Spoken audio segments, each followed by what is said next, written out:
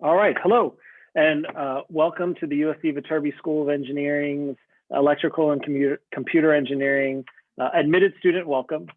We are very excited to have you here today to allow us to be able to discuss the university and our Electrical and Computer Engineering department. You've all been admitted to this department, so congratulations first off, and welcome to the Trojan family.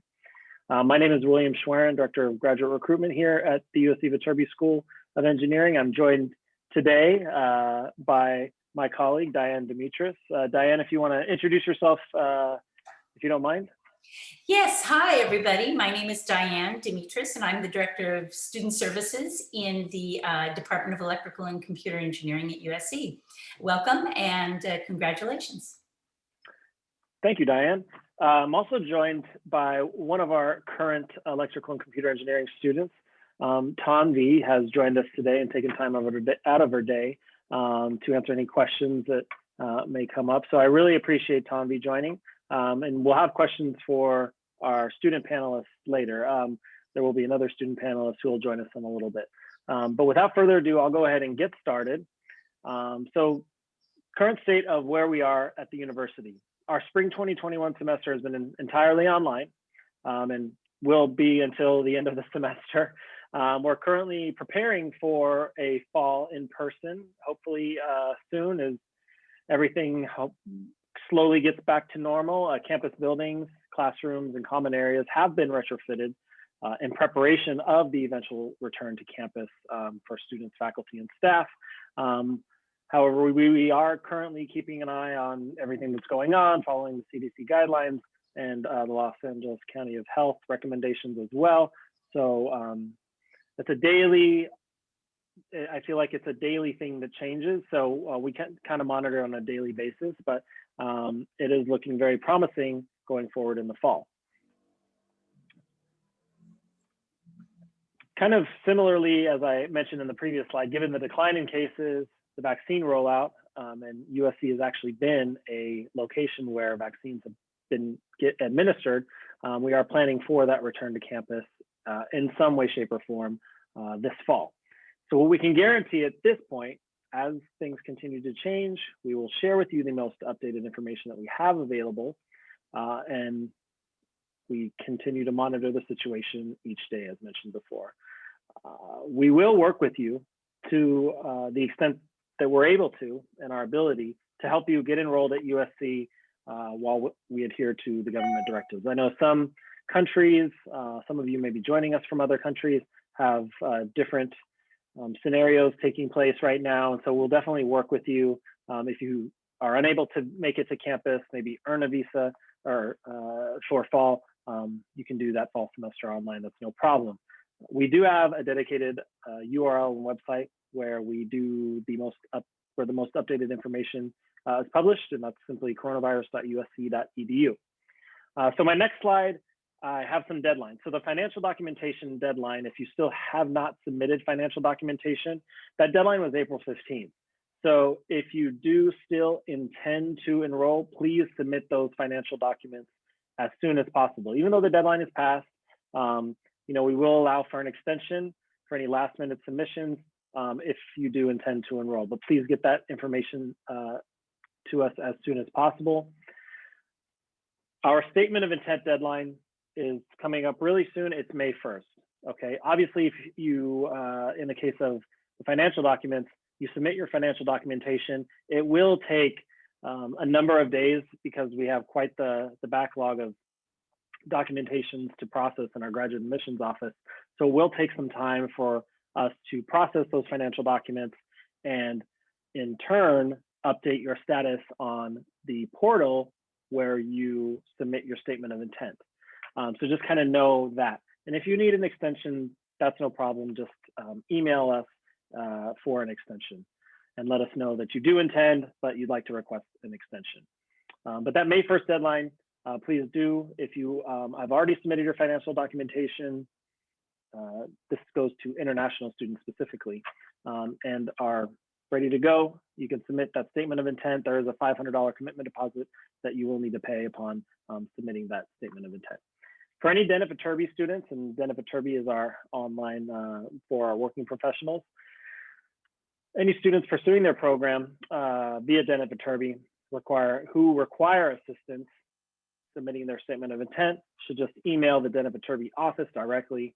Their email is thedennetviterbi.usc.edu. Okay, so things to know. Obviously, the statement of intent deadline is coming up rather soon. What you should know when you submit that statement of intent, the reason why we encourage students to submit as soon as possible, you'll start getting pre-orientation resources and information. We start sending that information out to you. Our student affairs office has an awesome mentorship program. If that's something that you're interested in being a mentee, we have mentors that have been with USC, who have been in your shoes, know what it's like to jump from undergrad to grad, and some from other countries. And so they've been there before in your shoes. And so this mentorship program, I highly encourage students to take part of if that's something that interests you. Our departments will provide academic webinars as well, with regards usually around registration. And then for any Dennett Viterbi students, you can start creating that Dennett Viterbi profile.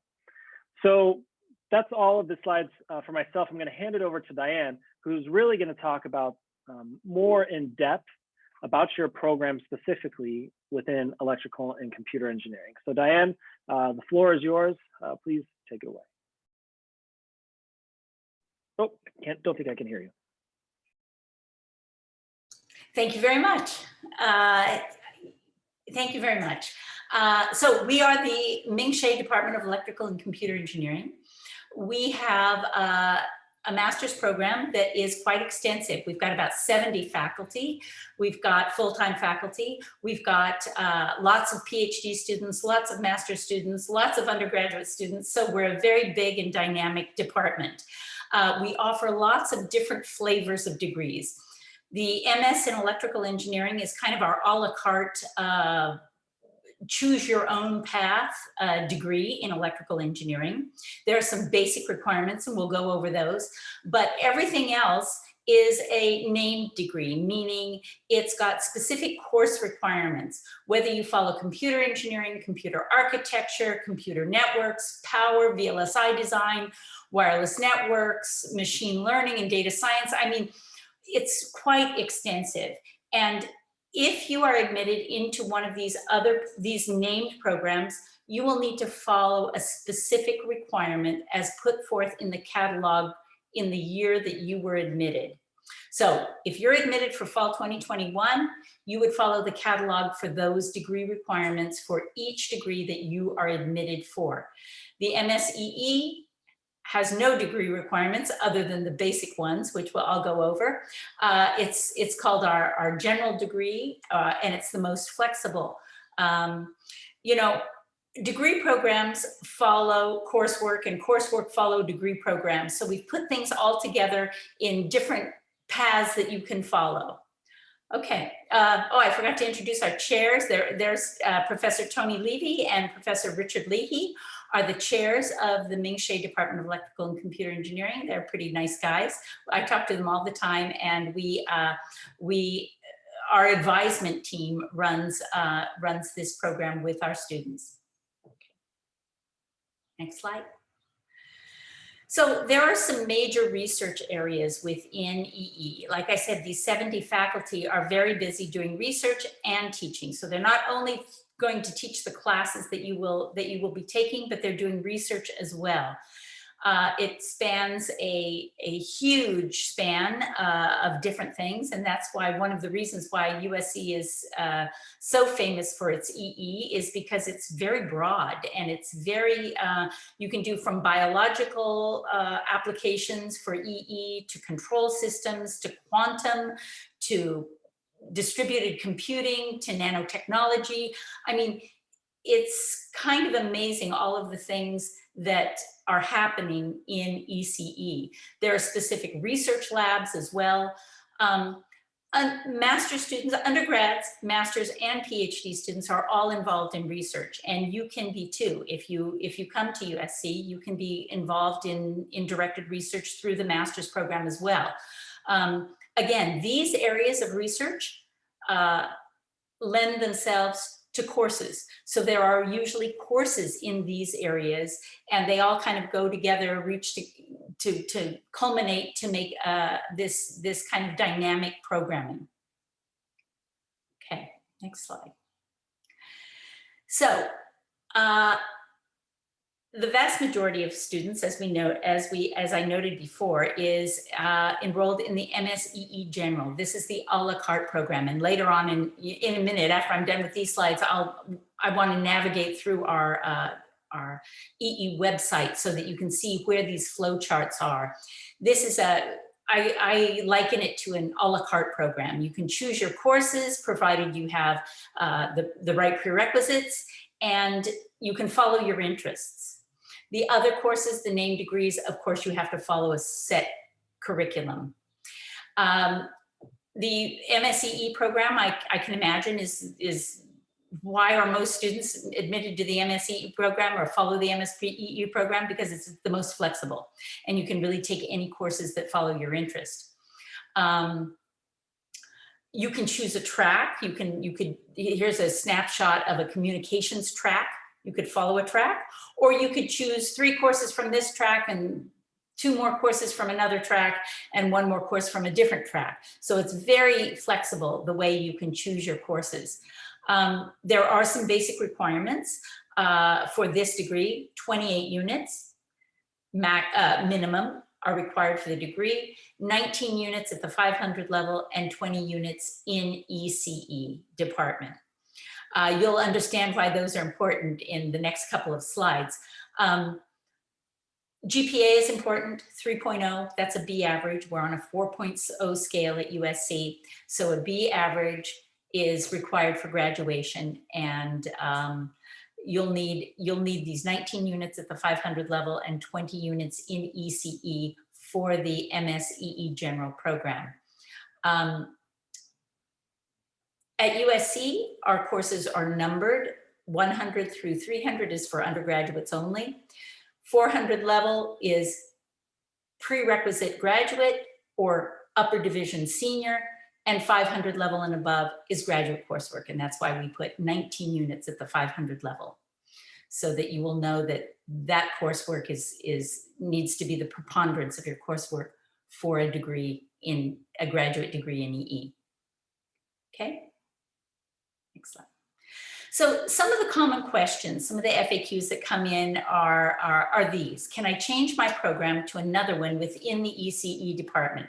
And the answer is yes, you can, but it needs to be after your first semester. No one can come in and change immediately in their first semester. The registrar won't allow us to do it. Students must be in good standing. That means a 3.0 average. That's a B average, and that's what's required for graduation. So you must be in good standing in order to change your major in a subsequent semester, either your second or third semester. Some degree programs require a higher level of competency, 3.5 for the machine learning degree named program, and a 3.3 for the MS financial engineering. So yes, you can, but we have a whole group of advisors from the advisement team who our job is to advise you and help you along for all of these things that you want to do, whether it's registration or changing your major or finding the right classes or trying to determine where your best fit is. We have a whole office available to you to do this with. Can I take electives in other departments like CS? Yes, you can. So on that previous slide, we mentioned you need 20 units in EE. So 20 units need to be in EE. That means, and it's a 28 unit degree. So that means that 2 courses can be taken outside of EE that can be non-EE. So that includes CS department, that includes industrial and systems department, that includes material science, that includes math, physics, chemistry. There are 2 options for you to take coursework outside of ECE and count them towards your degree. Now, this is a special request form, and each student's question is answered on its own merits, and we need to see that that outside coursework is directly related to the EE coursework that you were currently taking in your program. And we have a faculty advisor who does that, and you will be advised. depending on which courses you ask permission to be able to count toward the degree. What is the course selection process and D clearance? Will I need to take a placement exam? Okay, these are two questions. What is the course selection process and D clearance? I'm going to show you our website in a minute and you can see that. Also, the other thing that's very handy is to know the USC schedule of classes, classes.usc.edu, and that shows what we're offering every single semester. And the fall schedule came out, a month and a half ago, I think. And so there's lots of time for students to find the classes that they need for fall. Right now, you can look on the schedule at classes.usc.edu and find what you're interested in and see what's offered in the schedule. D clearance is a funny thing. D stands for department, ECE department in this case. So there's a reason why we put D's on a course. D clearance means we monitor the enrollment. The department monitors the enrollment. And there could be a myriad of different reasons why we might monitor the enrollment. Maybe faculty want to talk to every student individually before they take their course, or maybe we're closing the course and we're making a wait list for it because we're going to change the time and we don't want students to register. I mean, there's a bunch of different reasons why there's D clearance, but we have a process for it. Through MyViterbi, it's another system that you'll get really used to using.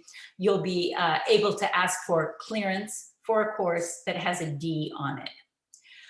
Will I need to take a placement exam? Well, it depends on what coursework you want to take. If you want to take a 500 level course that has a 400 level prerequisite that has a placement exam, then you'll need to take the placement exam. But if you want to take the 400 level course and you don't want to jump over it, then you don't need to take the placement exam. We have just a few placement exams for specific courses, and most of them are in computer engineering. Introduction to Networks, 450. Computer Architecture, 457. VLSI 477.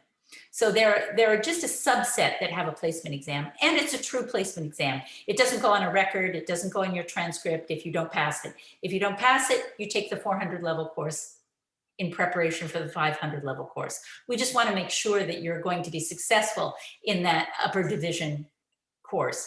And as you saw from the first slide, that 8 units, 2 400 level courses count toward the MSEE anyway. So it's not like it's extra coursework that you would have to take. Okay, am I able to waive any required courses? What is the process? So if you're in a degree program that requires specific courses, like one of those named degrees, then you are to follow the catalog for your year.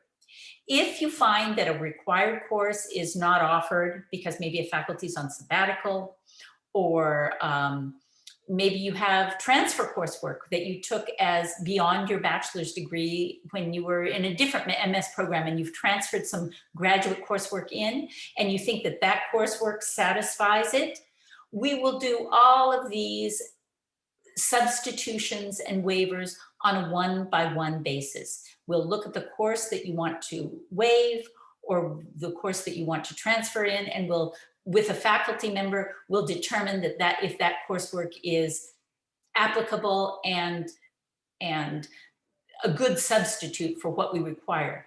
But mostly we follow the catalog, the university catalog.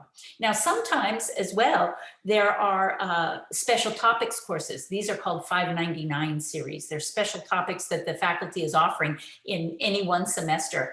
And they don't usually aren't consecutive. One might pop up in one semester that you don't even know about.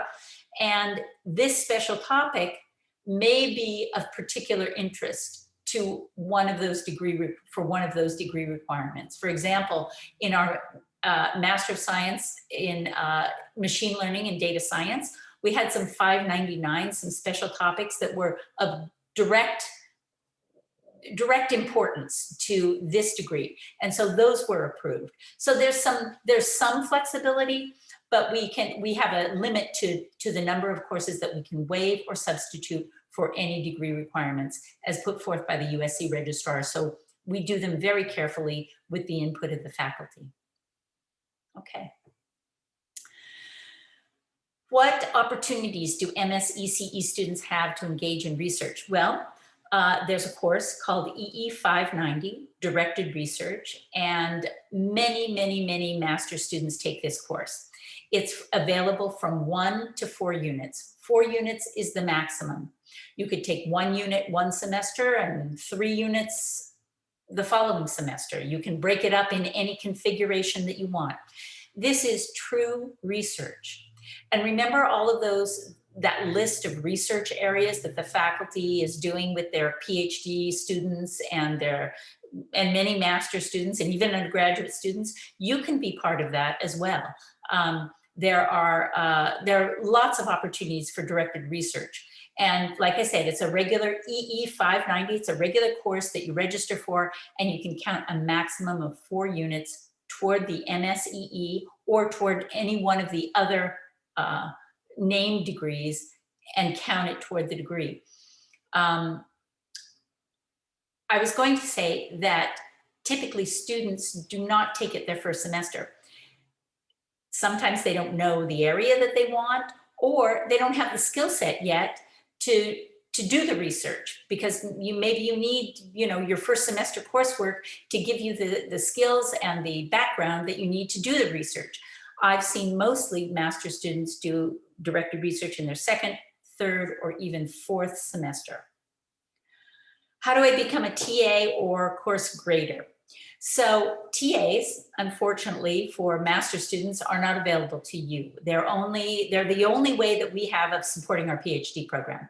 So your TA in your class will be a PhD student.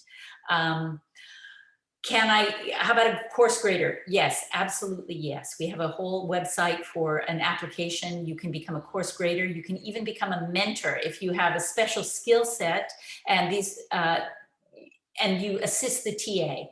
And these are available to all master students. You apply for it, you're interviewed by the faculty, you're interviewed by the TA, and then you will be hired based on your knowledge and your skill set and the right fit for you for that coursework. Is there a pathway to pursue the PhD after completing the master's? And how do you recommend I prepare for PhD admission? So, yes, there is. For the fall 2021, we admitted about 8 students from the MS program toward the PhD program. And the best way to prepare is top your classes, 3.8 and above. All of the students most of the students that were admitted, these 8 from our master's program to our PhD program, were top of their class, and GPAs very high, and they did directed research with their faculty. So if you do directed research, it doesn't guarantee that you will be offered a place in the PhD program, but it gives you, number one, a taste for the research, because that's what the PhD is all about. And if you love school and love coursework, it's not the same as research. So in order to have a feel for research is really an important aspect of determining whether you want to apply for that PhD degree or not. What job opportunities like for ECE majors? Well, I know that, I take a popcorn poll. Popcorn poll is kind of an old-fashioned euphemism for unofficial poll. At graduation, when we were in person, I would go around at the party and ask everybody, so you got a job, you got a job, you got a job?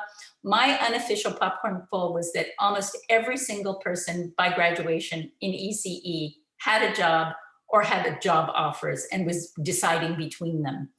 How do we find events and resources for getting jobs and internships? So I'm not the expert on this. We have a whole Viterbi Career Connections office with fantastic staff that are working with companies and recruiters all the time. There was all sorts of opportunities for recruiters to come on campus, to talk to you, to interview you.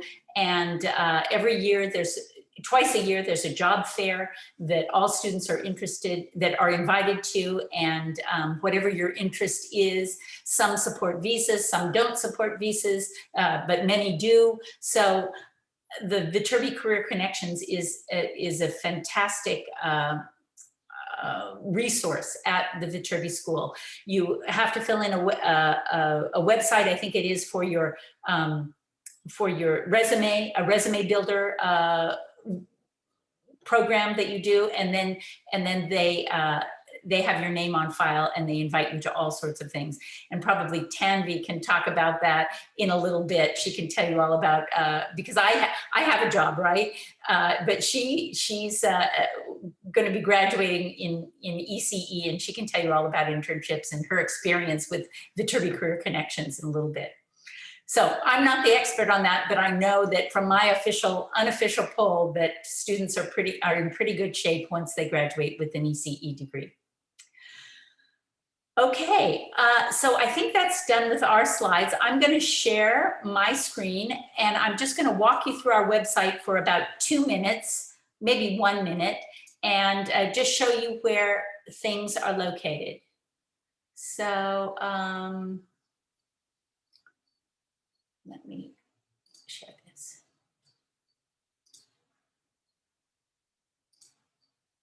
Okay, here's our ECE website. So as you can see, it's got all sorts of really cool stuff and top of the news and all of the things that the faculty are doing. This is here's Krishna Nayak, and here's Professor Shinechi, and some student highlights of what's been happening. Here's our advisement hours. So we have advisement online right now because of COVID, but usually we're in person. We're an open office that you can come in for drop-in advisement, or we make an appointment with your individual faculty, your individual advisor. The advisors break up our master's population by last name. So whatever your family name is, that an advisor has a cohort for advisement, and you'll get to know them really well. I just wanted to show you under academics, Master of Science program. We've got all these. This also represents, the second slide I showed you. It represents all of the different degree options. And if you go here, it connects you to the USC catalog for your year. So those are the requirements for your degree, and these are the named degrees. So those are the courses that you have to take. Here are the electives that you can choose from. Here are the other electives that you can choose from. So it shows you specifically for your year and your catalog year. So that's very important for you to know. Now, back at this electrical, so these are all the named degrees here, and you can hover over this and get to your specific degree programs for whatever you've been admitted to. But we have this electrical engineering degree. Remember the a la carte degree that has no requirements other than 28 units? Well, if you click this, oh, we've got all these areas. So depending on what area you're interested in following, or what flow of a chart you might be interested in, you can click on that. That will give us a PDF, and I can quit sharing this. Let's see. I'll stop sharing this, and I'll go to share my PDF right here.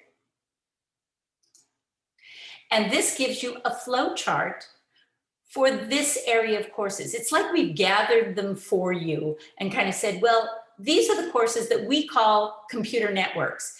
And here are the prerequisites. Here are the fundamental courses. And then you can look to the right and you can see all of the courses that are offered and kind of their subheadings of what the faculty think their area is. And you'll notice that here in red is a prerequisite. So 503 is the prerequisite. Where's 503? Oh, there's the prerequisite. It's a fundamental course. So this course has 503 and 450 as a prerequisite. Where's 450? Oh, there's a prerequisite. Now, it just so happens that 450, if you want to jump over it, has a placement exam. So you will have to take the placement exam if you want to jump over it. But if you want to take it, you just take it. So every area within EE General, the MSEE degree, has these flow charts, and I'll share again here. Has all of these different flow charts. So you can click on them and you can look and see what prerequisites there are, how many courses there are. You don't have to take all of them because that'd be well beyond 28 units. You can take whichever ones you want because remember MSEE is an a la carte program. So that's just a little bit about our website. We have all sorts of information for current students, registration, masters. We have placement, oh look, placement exams. Placement exams.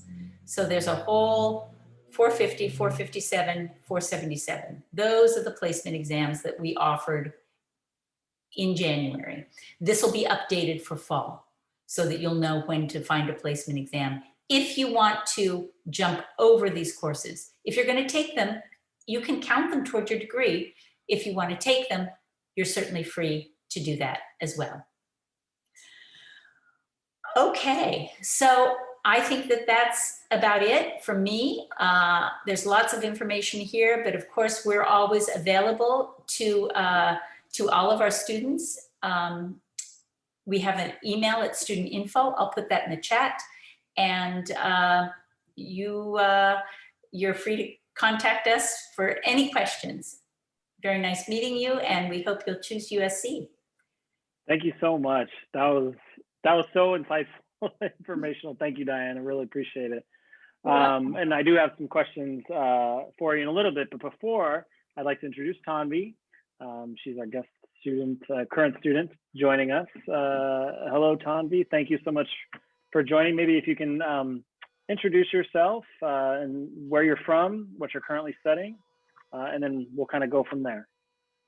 Yeah, hi everyone, and congratulations on your admission to USC.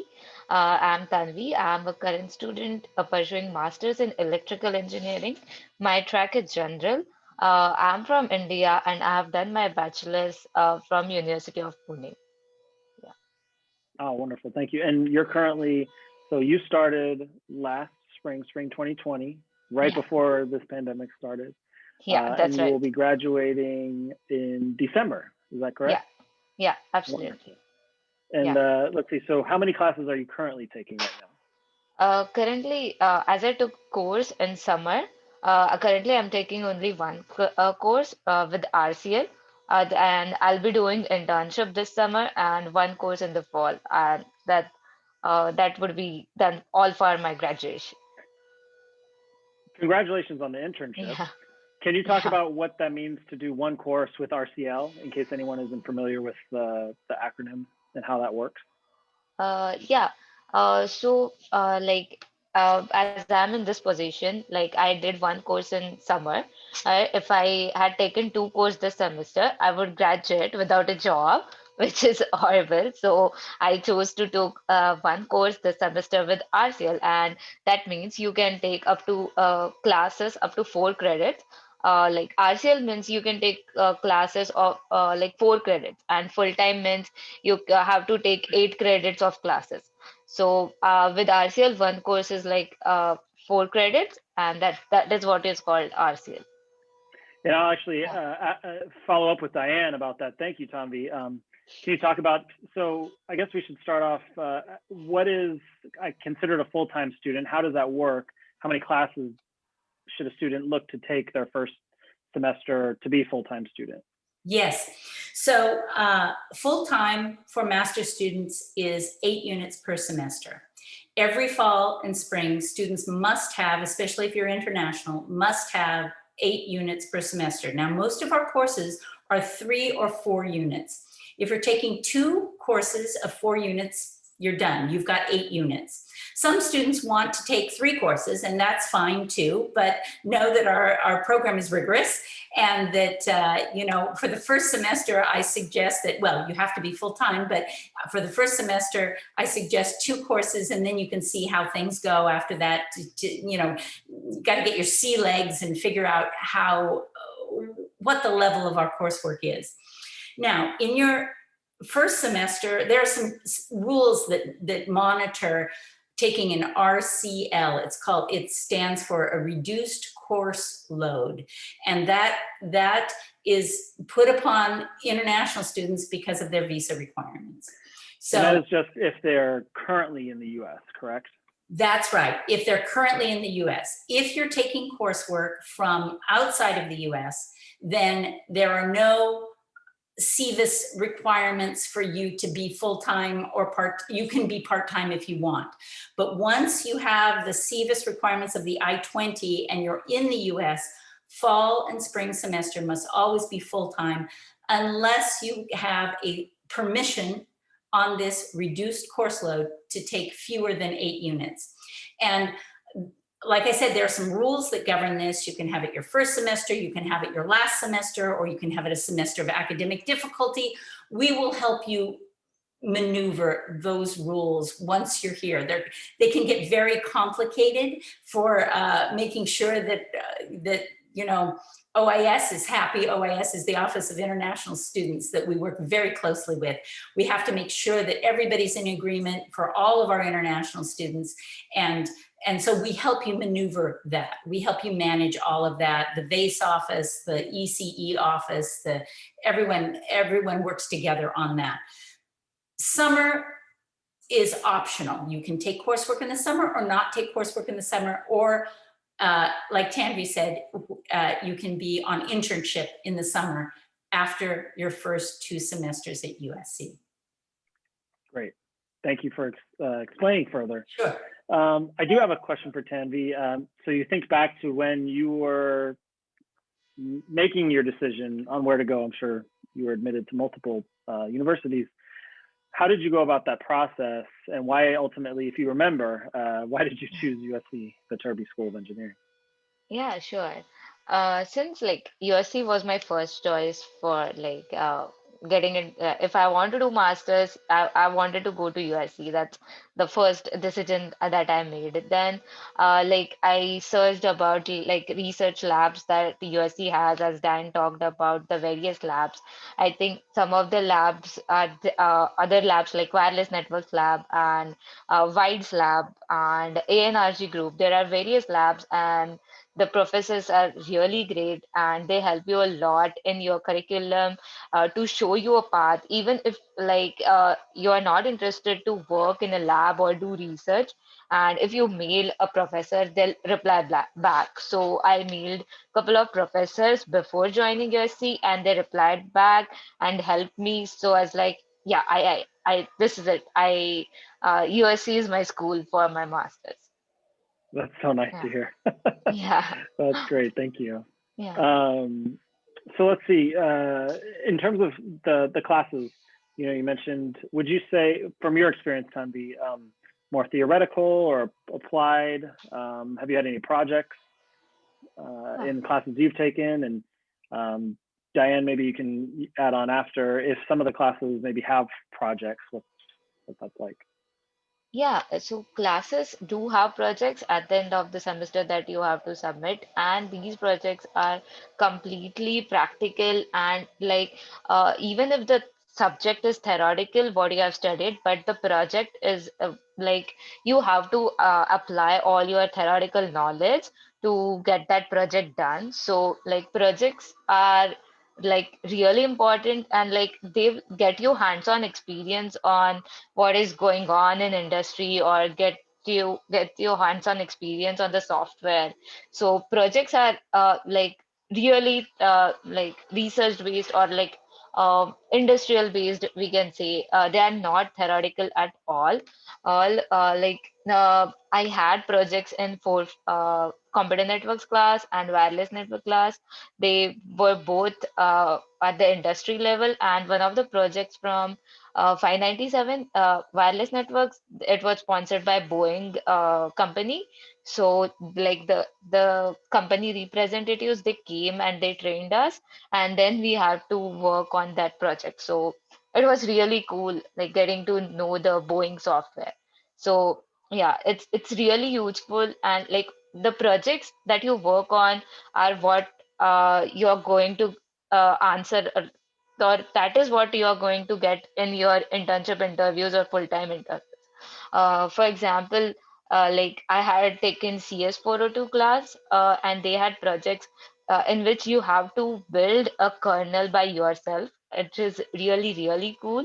And the some of the interviews that I had, they asked me only about those projects. Like whole interview was based on that project. And I got calls, or I got the internship just because of those projects. So yeah, it is really helpful. If you don't mind sharing, where will you be interning? Yeah, I'll be interning with Amazon Web Services, AWS. Oh, congratulations! Yeah, Very nice. thank you. Will you be remote or in? It's I don't know where they're based in Washington. yeah, it's in Seattle. It would be remote till 30 June, and like it's depending on the COVID situation, it would Mm-hmm. depend. Oh, Yeah. how exciting! Congratulations! That's great to hear. Yes, congratulations. That's really wonderful. Thank you. Little rainy weather, perfect. Yeah. Yeah. We always want rain in Southern California. A change from Southern California. Exactly, that's right. Yeah. That's right. Um, okay. Diane, I wanted to ask you: does the ECE do they have an honors program? Yes, we do. We have an MS honors program, and this is for students whose GPA every semester is 3.8 or above.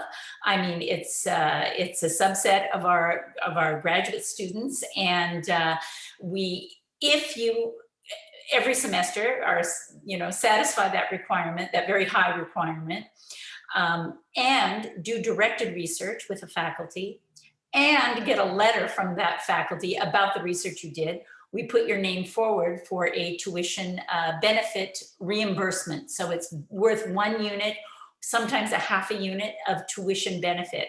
And USC is a pricey place, but it helps defray the cost of your master's program. So it's an honorable program. We give we have an award ceremony every year, and we give a certificate and plus this tuition benefit. Oh, very nice. Yeah. Tanvi, let me ask you from a student perspective, what would you say is a good way to network? Like how would someone attending USC for the first time, how would they network or start their networking opportunities? Like, and maybe talk about from your experience networking with students, and then even eventually to, obtaining that internship. How did you go about doing that? So it's kind of maybe a two-part question. Yeah, so answering with the first part, USC has a wide network of alumni, and like they alumni help you a lot. So how did I go about networking is like I talked with seniors, and when I was coming here, I just searched on LinkedIn like USC networks, and so I messaged them, and some of them were really generous and they helped me out. So after coming here, I joined a couple of student organization, and through that you get to network with a lot of people, and with the like diversity of people, you'll just not with interacting with the people from your department, but from other department as well. So joining a student organization will benefit you a lot in terms of getting to know your other peers, and as well as connecting with the advisors or faculty as well, because you'll be organizing some events where you need to invite faculties or staff, so you'll be getting contact with them.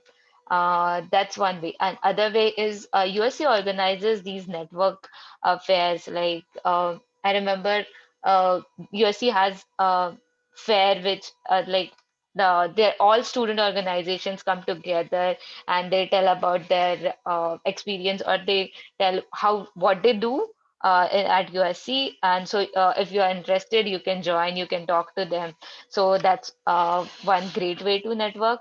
And even like during this pandemic, USC organized virtual, um, I can't recall the name of that event, but it's something where all organizations come together, and they did rotating breakout rooms. So it was really good to get to know other people, and like just random people, and they'll help you. Like you never know how one will come to your help, and how one will guide you to your internship. So, and for my internship, I did the same. I networked through LinkedIn, through USC's like alumni network as well.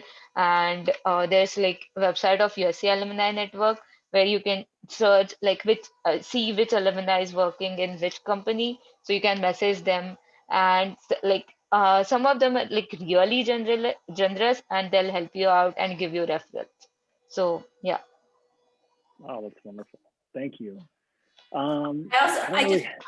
I Yeah, go wanted ahead. to mention, yeah, I wanted to mention we have VGSA, which is the Viterbi Graduate Student Association, which is all Viterbi graduate students, and they do a lot of events, and Yeah. you know, they've been very busy during the pandemic doing all sorts of virtual events and Family Feud. I saw your background before, Tembi. You had a Family Feud on there, and they have Jeopardy and movie night, and you know, they have a lot of opportunities to kind of do social things together. The Viterbi Graduate Student Yeah. Association, and as a graduate student, you would be automatically available and Yeah. in, you know, available for that. We've had many, and then you can even, you know, run to be a representative, to be a senator, to be an organizer, to be is involved as you want to be. Also, Viterbi Career Connections does a lot of events for related to jobs and job search, and looking for connections for students. And I wanted to also say that during the job fairs, the fairs that we have, when all of the companies come to USC, or it was virtual this year, but they've come in the past, and I'm sure in the future they'll be coming on campus again. We always have students, no, ex-students, alumni who now work for the companies who come back to USC to recruit. So they were in your shoes exactly where you would be, where you are now as a company representative, and so they all like to come to you back to USC. Yeah. And Yeah, that's a great. Yeah, I'll go ahead. add on one, like Dan was mentioning VGSA, and I'm one of the currently one of the board members of VGSA, and I've been a senator twice before I became vice president of programs in VGSA. So it was really helpful for me to connect with other peers here at VW. That's why you're so connected. That's why you're so plugged in. Yeah. Yeah. Well, I just love the impact that VGSA, you know, being mindful that, you know, there's students coming from all over the world. You know, some are fortunate and may know people, some maybe coming on their own. And VGSA does a great job kind of acknowledging that, and, you know, for our students, just putting these events together to meet one another and create these networking relationships. And so I definitely, you know, want to give a shout out to VGSA for the job that you guys do. That's great. Okay, well, and just mentioning the Viterbi Career Connections office, as Diane mentioned, they do put on events every semester, career fair events within the engineering school, so just for our engineering students. And at the university level, there is a career office as well. One of the things that not only does this Career Connections office within the Viterbi School do is they also hold workshops, so numerous workshops. So brushing up on your resume writing, interview preparation, salary negotiations, you know, if and when you get to that point. So they're a resource for our students to really take advantage of. I tell students, you know, these people work in these offices to assist you in your journey. So definitely seek them out and ask them questions, and you know, they're your resource to help you along your way to a career. So I just wanted to mention that.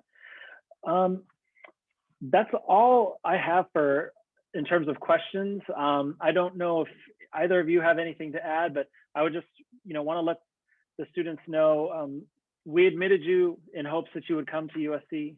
Obviously, we thought you were an outstanding student and think that you will be successful. So whether you choose us, which we hope, or decide to go elsewhere, want to wish you the best in your academic endeavors. But please keep in touch with our office. I will leave in the chat an email address where you can contact us. I want to thank Diane and Tanvi for joining this afternoon. And this webinar is recorded, so you will have access to review it. Diane, Tanvi, do you have any last words of advice? Yeah, I just wanted to say thank you, congratulations, and we hope to see you in the fall in person. We're all hoping for that, and know that USC is a really top-notch program, and I think you would make a right choice if you, but I'm biased, that you would make a right choice coming to join USC. Thank you. Yeah. Thank you so much, everyone, for joining, and congratulations. And we really hope that you join USC. I want to add that USC is one of the really caring university for their students. During this pandemic, USC has gone out of their way to support their students in terms of career fairs, or maybe say on-campus jobs, or providing food resources, housing resources. So they have gone out of their way and helped students even during this pandemic. And even when the international students had this issue, the of visa issue, USC supported us, took various webinars and conducted info sessions and made sure that none of us are in the panic situation. So yeah, you'll see, I think you'll seen nothing like this in other, I don't know about other universities, but USC is a great place in terms of curriculum, your career outcomes and everything. So we hope to see you at USC. Wonderful. Have a wonderful rest of your day. Diane, Tanvi, thank you again, and bye-bye. Bye, Don.